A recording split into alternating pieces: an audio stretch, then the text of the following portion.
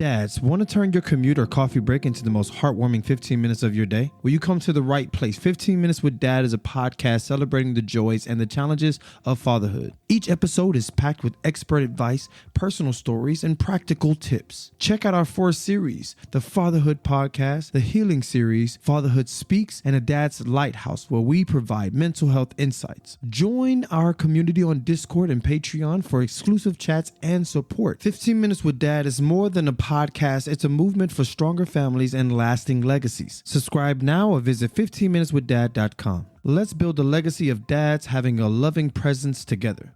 Welcome to another episode of 15 Minutes with Dad, podcast where we focus on fatherhood, co-parenting, and everything in between. I'm your host, Lirec Williams, and today we're diving into the 3rd episode of our series, 7 Key Steps to Child-Centered Co-Parenting. Today's episode is one that hits close to home for parents, including myself. Mental health awareness for children. Whether you're dealing with financial stress, emotional challenges, or career upheavals, your kids are affected. They pick up on our energy and emotions more than we realize. So how do we make sure our personal storms don't cast shadows over our kids' mental health? That's what we're going to talk about today. And I'll be referencing a story of Brian, a father who's going through his own struggles, but ultimately, this is about you, about the steps you can take to safeguard your children's well-being during tough times. If you've ever felt like your struggles might be weighing on your kids, stick around because this episode is for you. Before we get started, don't forget to follow us on social media at 15 Minutes with Dad for more tips and updates. Also, head over to 15minuteswithdad.com/co-parent to sign up for my free 3-part co-parenting workshop, where we'll go even deeper into these kinds of strategies. Trust me, you'll want to be a part of that. All right, let's get into it.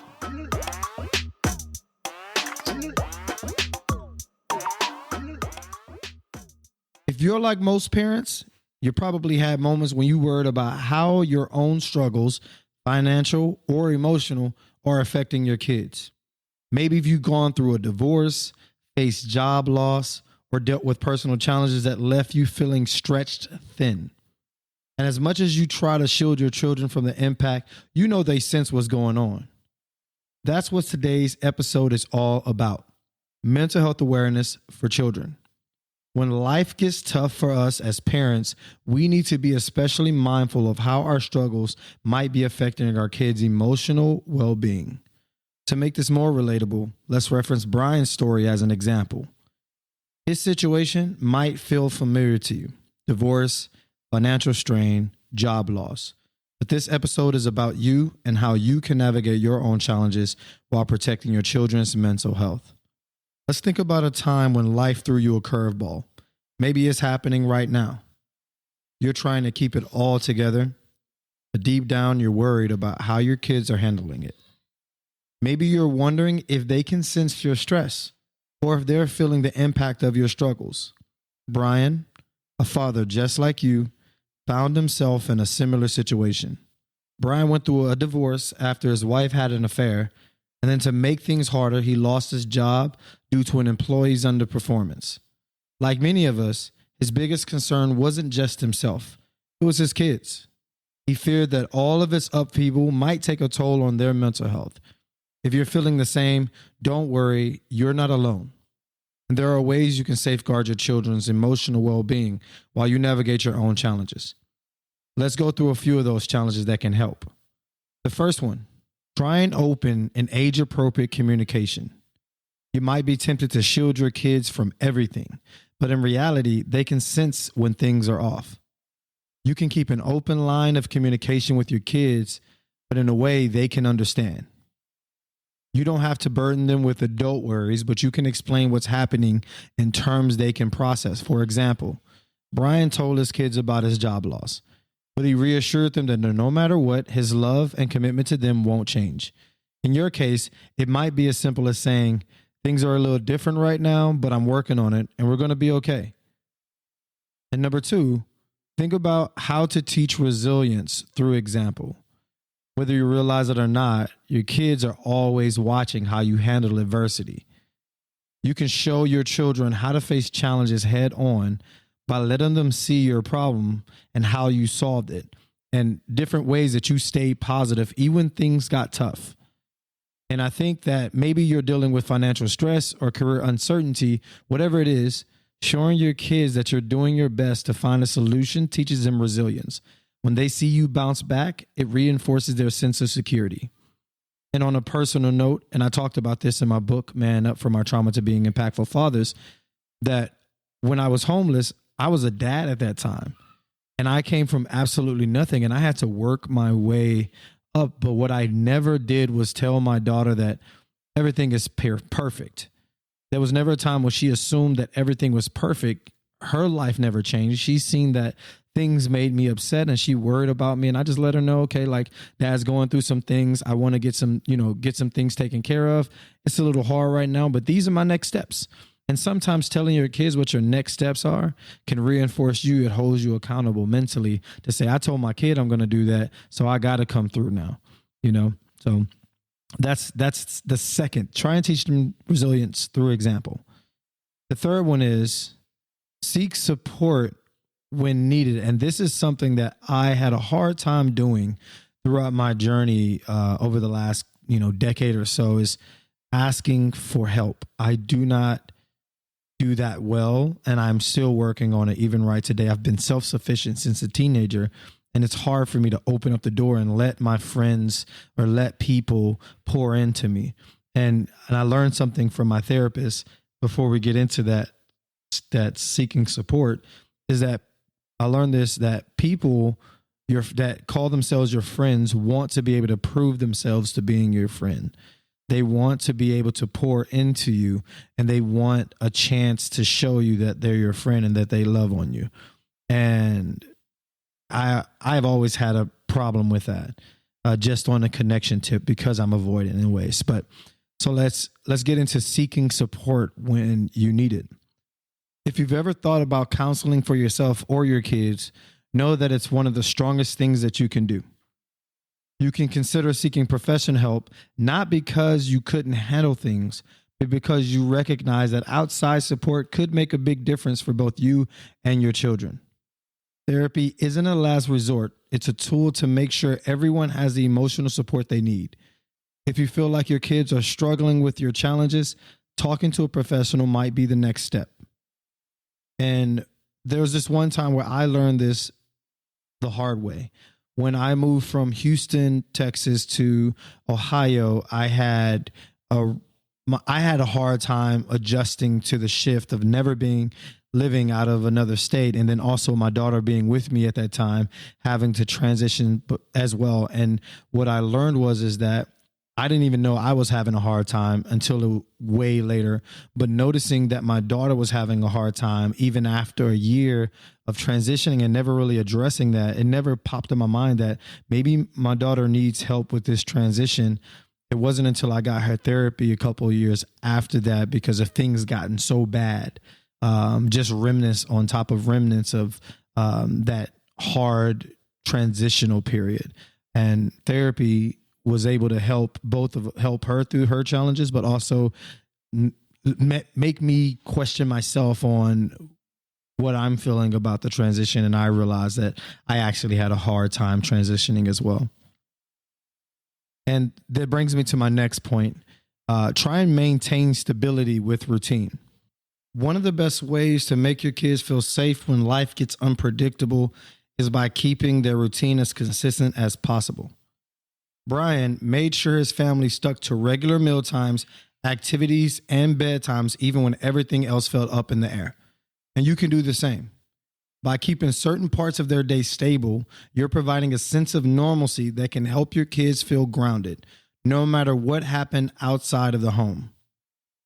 And I know a lot of fathers, and I've seen this through the different groups that I'm in and in conversations that I've had with dads, is that when the biggest upheaval that a father would experience is building a family and then losing it.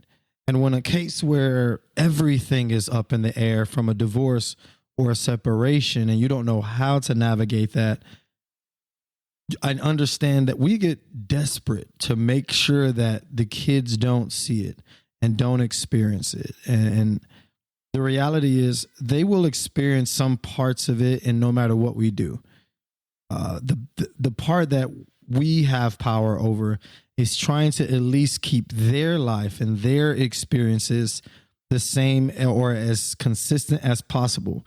Things may change. Maybe they'll sleep in a different place. Maybe they'll interact with a different person, but their routines should not change. Their bedtime should not change. Their eating schedule should not change. Their school should not change. Those things have to be maintained regardless of all the craziness. It's when that stuff changes that deeply impacts the child. Now they're saying, okay, what's up?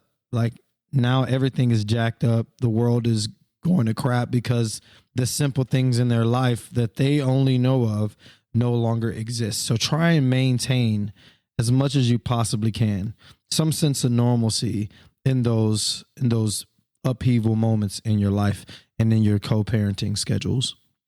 The fifth strategy is interesting because you might think that it's all about focusing on them. But you probably heard this 1,000 times. Prioritize your own self-care. And I can't stress this enough. You can't pour from an empty cup. You have to make sure to take care of your own emotional health so that you can be there for your kids. Whether that's getting enough sleep, taking time to relax, or even talking to someone about your struggles. Taking care of yourself is key. When you're emotionally balanced, you can give your kids the support that they need. I understand that when you are losing your family, whether it be by your choice or your mistake or the person that you're with or your ex's mistake, whatever that may be that led to you being in a co-parenting environment, you still have to maintain your mental health. And I know a lot of fathers out there that have just given up because it's so stressful. The levels of stress is so high when you feel like somebody's leaving you because of something you did and you thought you did everything that you could. Even in that situation, you have to maintain your emotional balance. And this last strategy is simple but very impactful. And it's foster optimism and flexibility. Basically, focus on what you can control. And everything else, let it fall where it may. But if you can control it, focus on it. You have to remain optimistic and adaptable even when things are tough. And by showing your kids that it's possible to find joy in small moments, they can handle changes. You can teach them that one of life's most important lessons, how to be flexible and find happiness amidst adversity. You can help your kids by focusing on what's going well, no matter how tough things get. And as you notice throughout this whole episode, basically, your children's mental health is dependent upon your mental health and how you handle this upheaval in your life, putting you into that co-parenting space, handling things that you can control and leaving the rest to fall where they may. That stuff is stressful. The stuff you can't handle, you're going to be chasing that for the rest of your life, and it's stressful. But if you know what you can handle and you make the decisions to align with those things that you can handle and navigate that,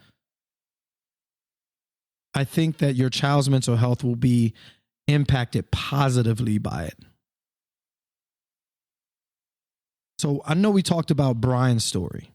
It might be different from yours in some ways. But those strategies you can apply in your own life. And it's all about being mindful of how your struggle affects your children and taking proactive steps to make sure their mental health is a priority. All right, we've come to the end of this episode. If you've ever worried that your personal challenges might be affecting your kids, just know that you are not alone. We all go through tough time, but it's how we respond that makes the difference. By staying open, creating stability, modeling resilience, and taking care of your own well-being, you're setting your children up to thrive even when life feels hard. And if you're looking for more guidance on how to balance co-parenting, personal challenges, and your kids' well-being, I've got a special invitation for you. I'm hosting a free 3-part co-parenting workshop, and I'd love for you to join. Head over to 15minuteswithdad.com/co-parent to sign up. In this workshop, we'll go even deeper into strategies like the ones we've talked about today. It's free, and I'd love to see you there. Next week, we'll continue the conversation by talking about co-parents' well-being. The well-being of co-parents is a cornerstone of a healthy, thriving co-parenting relationship. It's the oxygen mask principle in action. You must secure your own mask before assisting others. And every parent can benefit from learning more about it. Until then, make sure you're subscribed to 15 Minutes with Dad on your favorite podcast platform so you never miss an episode. Follow us on social media at 15 Minutes with Dad for more tips, insights, and live discussions. And don't forget to join us every Friday for Dad Let's Chat, our live call-in segment where we talk through your real-life co-parenting challenges. Until next time, remember, it's how you show up during the storm that shapes your children's well-being. Keep showing up, and your kids will thank you for it.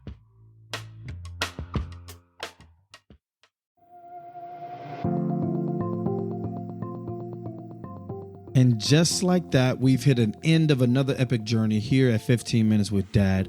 I'm your host, Lirec, and I am thrilled to have shared this time with you. But guess what? The conversation is far from over. Want to dive deeper into the Dadverse? Check out our website at 15minuteswithdad.com and join our vibrant community on Instagram, Discord, and TikTok for your daily dose of dad inspiration, camaraderie. And here's something special. Subscribe to our newsletter at 15minuteswithdad.com for exclusive goodies and behind-the-scenes peeks you won't find anywhere else.